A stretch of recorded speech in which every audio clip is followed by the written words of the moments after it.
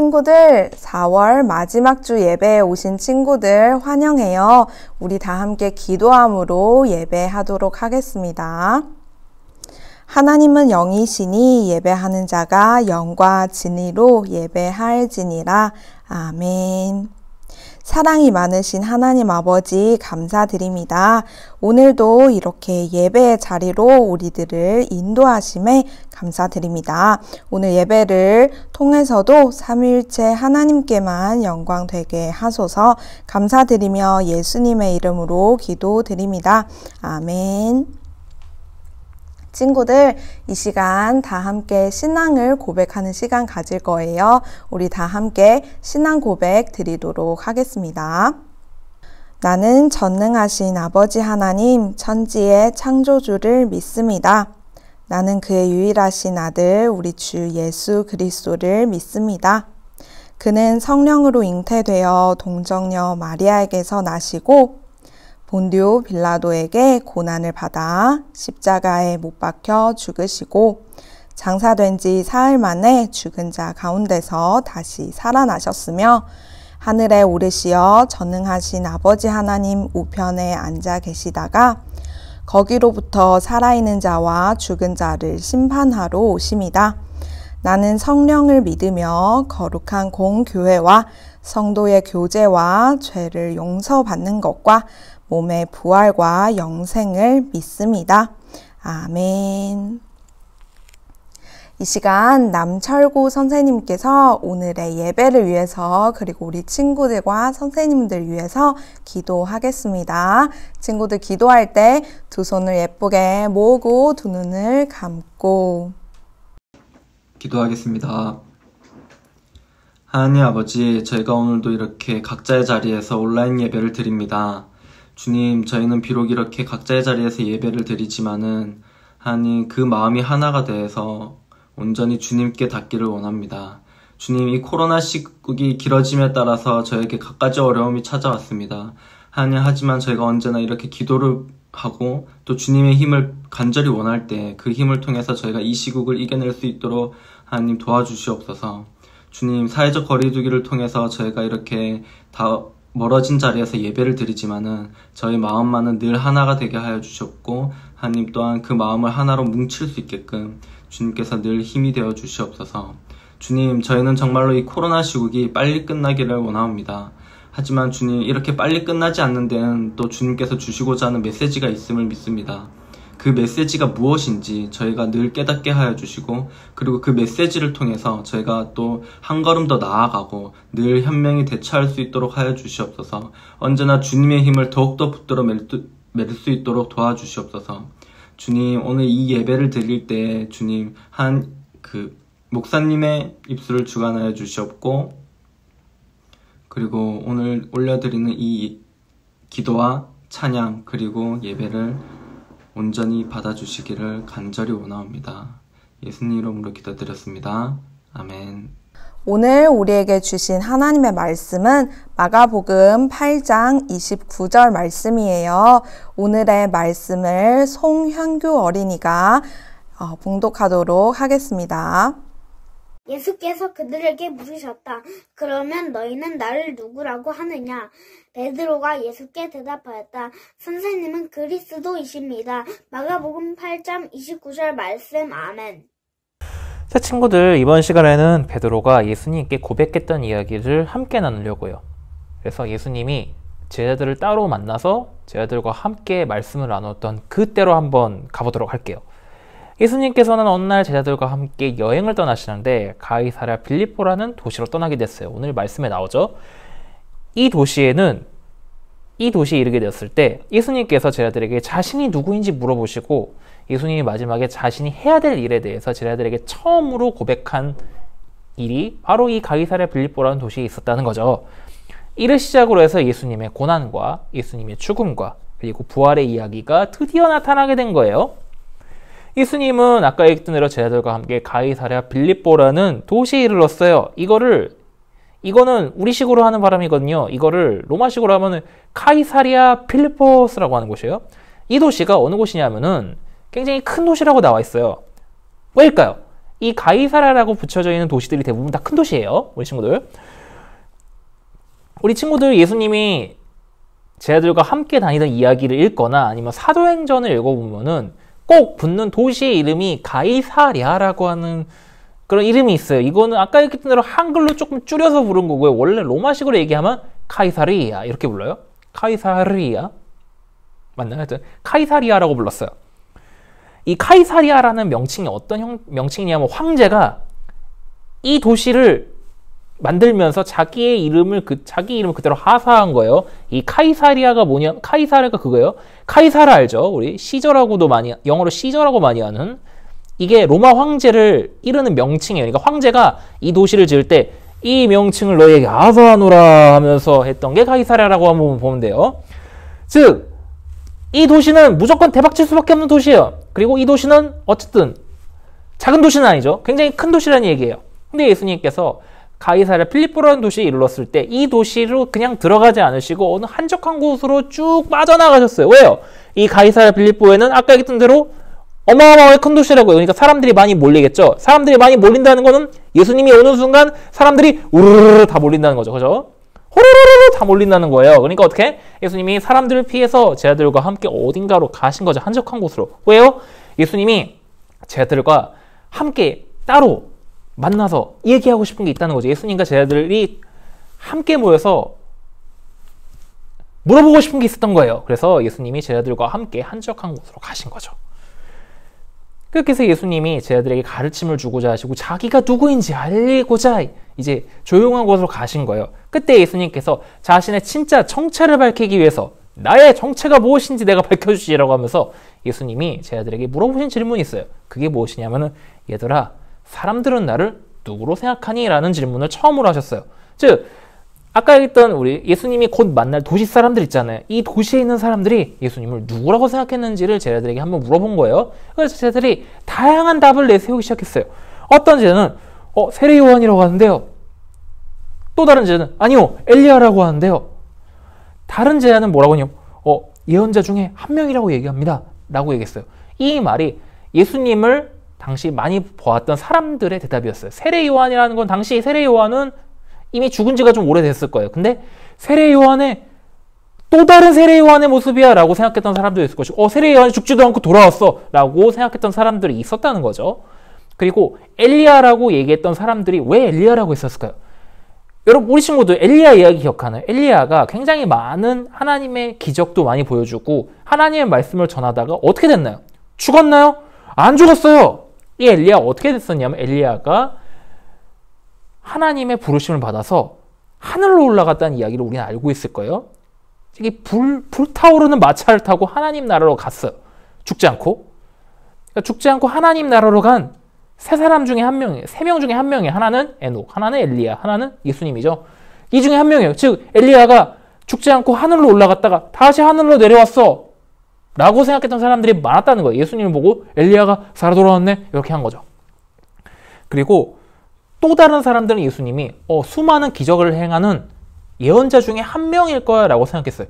그리고 이 사람들이 흘러서 예수님을 아직도 수많은 예언자 중에 한 명이야. 아주 훌륭하고 아주 멋있는 예언자 중에 한 명이야 라고 생각했던 사람들이 지금 이슬람교를 믿는 사람들이에요.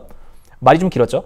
지금 이슬람교를 믿는 사람들이 예수님을 아직도 하나님의 아들이 아니라 예언자 중에 한 명이라고 생각했다고 해요. 즉 예수님을 생각했던 사람들은 다 이렇게 생각한다는 거죠. 어떤 사람은 세례 요한, 어떤 사람은 엘리야, 어떤 사람은 예언자 중에 한 명이다 라고 제자들이 이렇게 전해준 거죠. 자 이렇게 제자들이 각자 이렇게 사람들의 생각을 얘기했었어요. 그러자 예수님께서 두 번째 질문을 하시죠. 두 번째 질문은 무엇이었을까요? 따단 뚜둥. 자 예수님의 두 번째 질문이 이거였어요. 그러면은 너희들은 나를 누구라고 생각하니? 라는 물음이셨어요. 그러자 베드로가 가장 먼저 딱 달려와서 대답했어요. 예수님! 제가 대답하겠습니다! 그래. 네가 한번 대답해보렴. 베드로야. 네가 한번 대답해보거라. 베드로가 뭐라고 하느냐면은 주님은 그리스도시요 살아계신 하나님의 아들이십니다. 라는 대답을 했어요. 놀라운 대답인 거죠. 왜요? 아무도 이 말을 한 적이 없었거든요. 예수님이 딱 놀란 거죠. 아니 내가 알려주지도 않았는데 베드로가 바로 그런 대답을 하다니 엄청 놀라셨어요. 예수님께서. 예수님의 진정한 모습을 베드로가 가장 먼저 알고 있었다는 거예요. 예수님은 그리스도시요. 그리스도가 무슨 뜻이에요, 우리 친구들? 그리스도는 우리를 구원할 구원자라는 뜻이에요.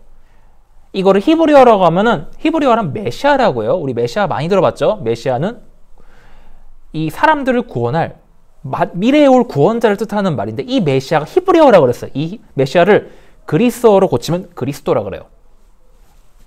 즉 베드로가 주는 그리스도이십니다라고 고백한 거는 예수님을 정말로 진정한 구원자로 고백한 거예요. 그리고 살아계신 하나님의 아들입니다라고 한 거는 예수님이 어떤 분인지를 베드로가 정말로 알고 있었다는 거죠.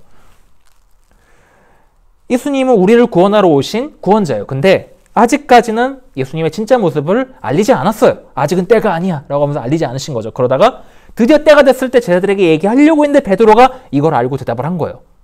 예수님이 놀랬던 거죠. 아니 내가 알려주지도 않았는데 이런 대답을 하더니 역시 이 놀라운 아이야. 놀라운 친구야. 그러면서 예수님이 베드로를 정말로 많이 칭찬해 주셨어요. 이 예수님이 베드로를 칭찬한 이야기는 마태복음에 주로 나와 있는 얘기예요. 그래서 예수님을 교회의 열쇠를 가지고 네가 교회의 열쇠를 가질 거다라고 얘기한 게 베드로가 처음으로 예수님을 믿고 예수님을 따르는 교회를 세웠던 첫 번째 사람이었기 때문에 예수님이 그거를 미리 약속을 해주신 거죠. 그렇게 해서 예수님이 베드로를 칭찬해 주셨어요.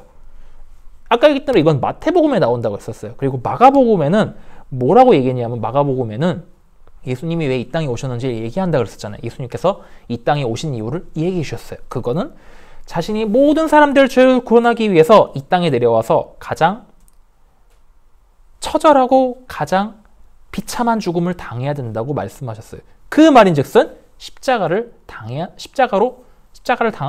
내가 짐으로써 내가 죽임을 당해야 된단다라고 예수님께서 처음으로 밝히신 거예요. 가장 처절하고 가장 비참한 죽음이다라고 생각한다면 그 당시 제자들은 딱 하나를 생각했을 거예요. 바로 십자가에서의 죽음이죠. 즉 반역자로서 가장 비참한 죽음을 당함으로써 많은 사람들을 구원해야 된다는 예수님의 그 고백을 하신 거예요.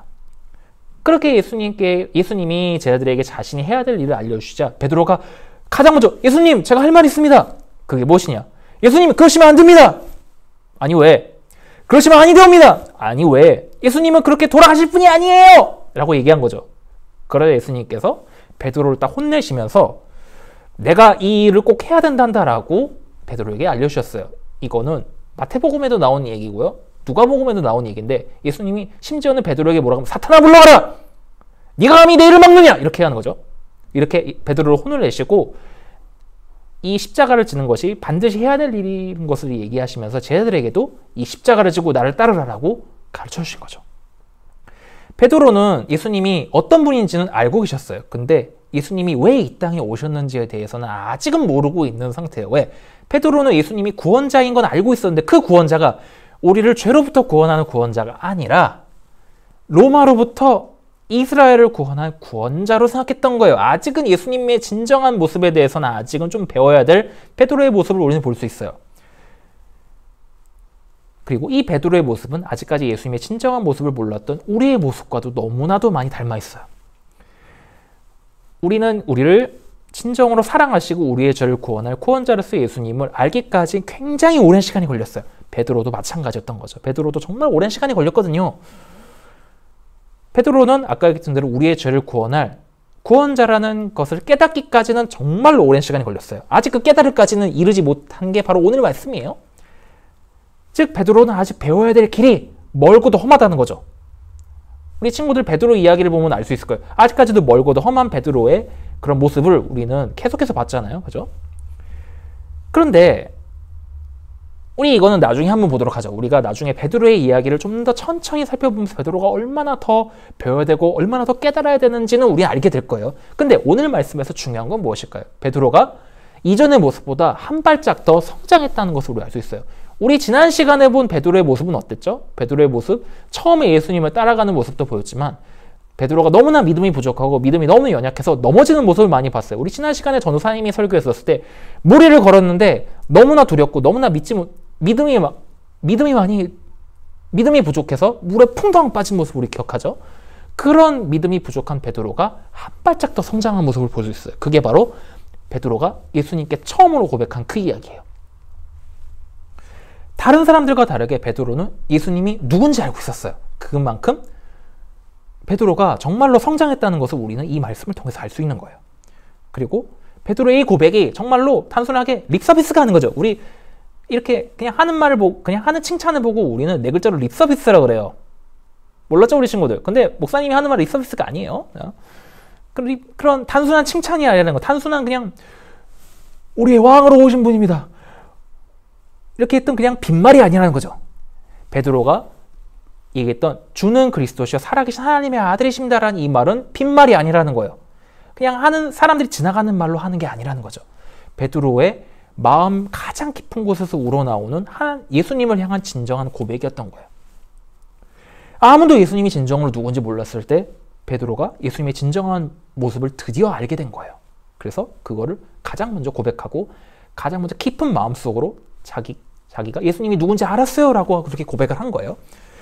우리는 베드로의 이런 성장한 모습을 기억할 수 있어야 돼요. 왜? 우리도 예수님을 그렇게 고백하면서 우리 이 자리에 나와 있잖아요. 그죠? 예수님께서 우리에게 어떤 분으로 오셨는지, 그리고 예수님이 왜 우리를 위하여 오셨는지에 대해서 기억하고 그거를 마음으로 새기고, 그리고 우리가 항상 예배 드릴 때, 기도할 때 예수님이 어떤 분이신지, 그리고 예수님이 왜 우리를 위하여 오셨는지를 고백하고, 그리고 우리가 그것을 감사하고 기뻐할 수 있는 친구들이 되어야 돼요. 왜? 우리가 이거를 고백하고 기뻐하기 위해서 우리는 뭘 외우나요? 우리는 사도신경을 외우죠. 그죠? 그리고 우리가 매 순간마다 기도할 때마다 우리를 구원해 주신 예수님 감사합니다 이렇게 기도하잖아요. 목사님도 축도할 때 이런 얘기를 많이 하죠. 그죠? 그 이유는 우리가 베드로의 고백을 말씀을 통해서 알고 있고요. 그리고 우리가 베드로보다 더 한 발짝 나서서, 물론 베드로도 나중에 예수님이 진정으로 어떻게 오셨는지를 알게 됐지만, 우리가 베드로가 그렇게 한 단계 한 단계 성장하는 것처럼 우리도 한 단계 한 단계 성장하고 있거든요. 우리의 믿음이 그만큼 커가고 있다는 거예요. 우리가 오늘 말씀에서 나오는 베드로의 고백을 기억하고 예수님께서 이 땅에 오셨던 것을 감사하고 기뻐하는 그런 친구들이 되었으면 좋겠어요. 우리 다 함께 기도하고 오늘 말씀을 마치도록 할게요. 사랑의 하나님, 오늘은 베드로가 예수님에게 고백했던 그 이야기를 함께 나눴어요. 아무도 예수님이 누군지 알지 못했을 때 베드로가 가장 먼저 예수님이 누구인지를 가장 정확하게 얘기해 주었어요.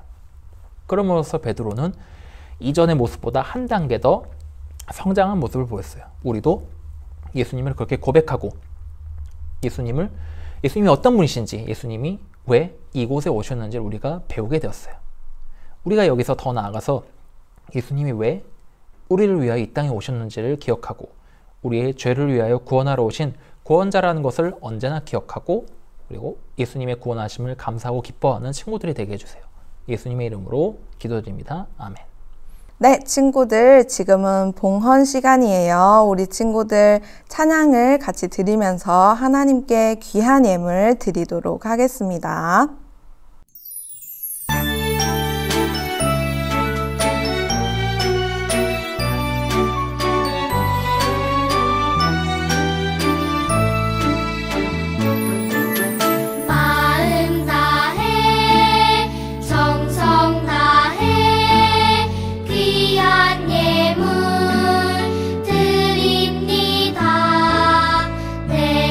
드린 귀한 예물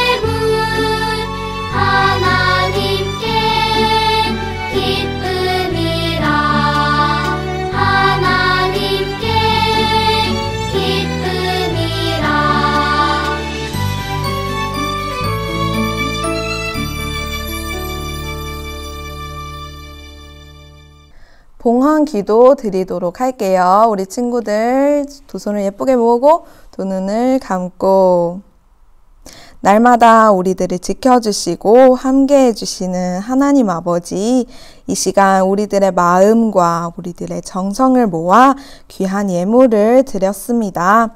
이 예물도 그리고 우리의 마음과 우리의 삶도 하나님 나라를 위해서 사용할 수 있도록 인도해 주세요. 주님께서 주시는 것이 가장 좋은 것임을 날마다 우리들의 고백이 되도록 인도해 주세요. 감사드리며 예수님의 이름으로 기도드립니다. 아멘. 이 시간 주님께서 우리들에게 가르쳐 주신 기도로 함께 찬양하고 목사님의 축도로 예배를 마치도록 하겠습니다.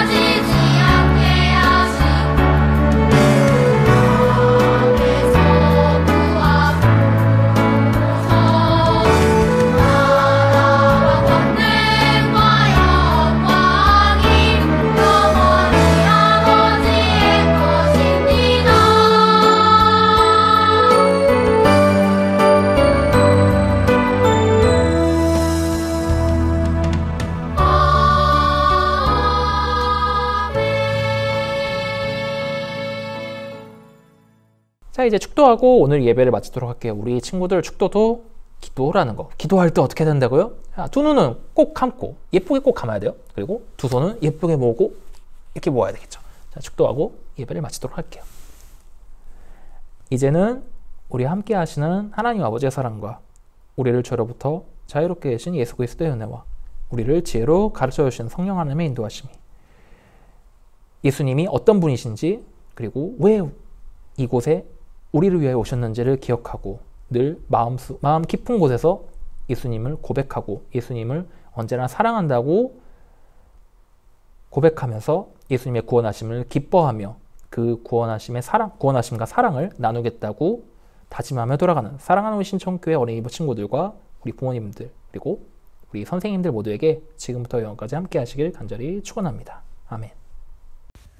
자, 친구들, 오래간만에 광고 하나 안 할 순 없겠죠. 자, 다음 주 예배는 이제요, 오래간만에 녹화가 아니고요, 줌으로 우리 친구들 얼굴을 보면서 예배를 드릴 거예요. 우리 유튜브 예배도 같이 올릴 거고요. 우리 9시 반에 우리 줌으로 함께 모여서 예배 드리는 시간 갖도록 할 거니까 꼭 잊지 말고 우리 줌으로 예배를 드리도록 해요. 우리 줌 링크는 부모님을 통해서 전달할 거니까 엄마 아빠한테 물어보면 되겠죠?